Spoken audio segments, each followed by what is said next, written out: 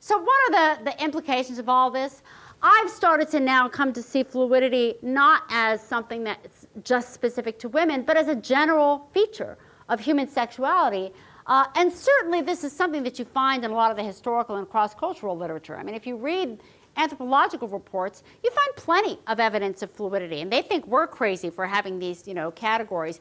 And it's one thing to be like, I think historically we used to be like, oh, they don't realize that their fluid people are really gay people. And now I'm like, oh, we don't realize that our gay people are really like their fluid people. It's the same population. Fluidity is a general feature of human sexuality.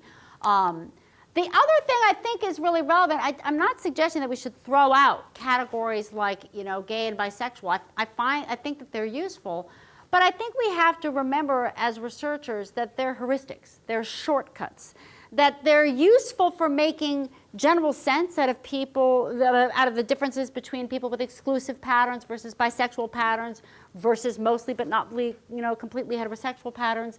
But they are shortcuts. We're not, in fact, cutting nature at its joints. We're kind of imposing some joints on a very messy phenomenon. And I still think it's meaningful to make those differences and to use them to recruit samples and to do studies because they have meaning in our culture. But we have to be careful about presuming that they represent natural phenomena. I think the natural phenomena is a messy phenomena, like height, and is not categorical. Now, one of the things that I think is relevant and tricky is that although it's perfectly fine for researchers to be like, wow, sexuality is fluid and those categories don't have any meaning, the truth is that at a political level, we have advocated for the civil rights of LGBT people on the basis of them being LGBT, right? We've used categories as a part of our strategy for social policy and for acceptance. And that is really, really tricky now that we know that it's not true.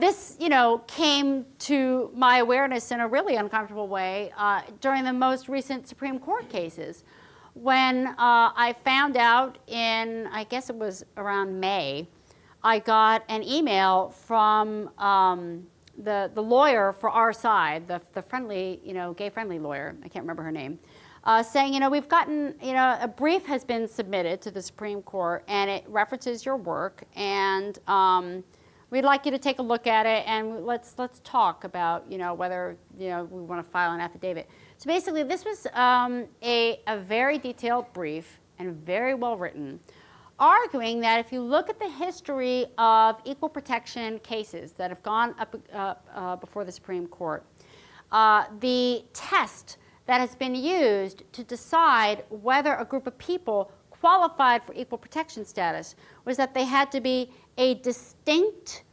immutable group. And in fact, there have been Supreme Court cases that have tried to get equal protection status for older individuals, and they failed. Why? Older individuals are too diverse. They're not a distinct group. You can have older individuals who face discrimination, and also your age changes over the lifespan. Who are the older individuals? They're not the same group 1 year as they are another. Supreme Court wouldn't grant them status. Mentally disabled individuals did not get equal protection status in front of the Supreme Court. Why? Because they're too diverse. Some individuals have very severe disabilities. Some individuals don't have very severe disabilities. Some individuals' disability changes over time. So this author basically used this case law and said, look at Dr. Diamond's work. She shows that sexuality is fluid. The population of individuals with same-sex attractions in 1 year may be different than it is in another year, and the population is incredibly diverse. Some individuals have exclusive attractions. Some people have non-exclusive attractions. Some people can marry someone of the same sex. Some people could marry, someone of either sexes. They just don't meet the standard that the Supreme Court itself has set up. And I read this and I'm like, Judy, why I've destroyed my people, All I could do, and I submitted an affidavit that basically said, I disagree with the conclusions being drawn from my work, but I couldn't disagree with what they were saying about my work. Like, everything that they were saying about my work was actually true. Are we a diverse group? Yeah. Does it change? Yeah. Oh my God, we're screwed, right? Now, luckily, I remember listening to the argumentation. It didn't seem, the whole thing about criteria for equal protection status, it didn't really come up The only time it really came up, Scalia asked one question about whether gay people were too powerful to qualify, to need equal protection status. But the issue of the diversity of the group never came up, thank God. And as far as I can tell, it hasn't come up in the dissenting opinions. So we dodged a bullet. However, I feel like that was a really important bullet to dodge, because it suggests to me that we can make strong claims for civil rights protections that don't rely on the immutability and distinctiveness and uniqueness of these groups. We can make claims for civil rights protections based on the fact that of just, we are equal people and people's, rights deserve protection.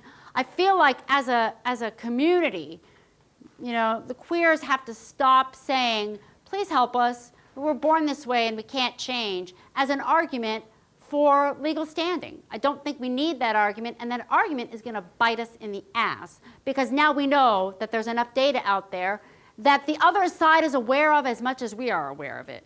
And it's time for us to make better arguments for why we need equal rights and privileges.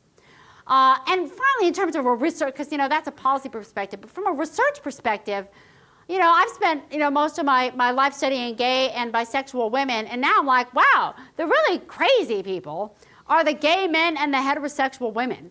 They are far more interesting. And so I feel like if I look at the next 15 years of my career, my question is, what is up with those crazy heterosexual women and those crazy gay men? And maybe if you have me back in another 15 years, I'll have an answer to that. Thank you very much.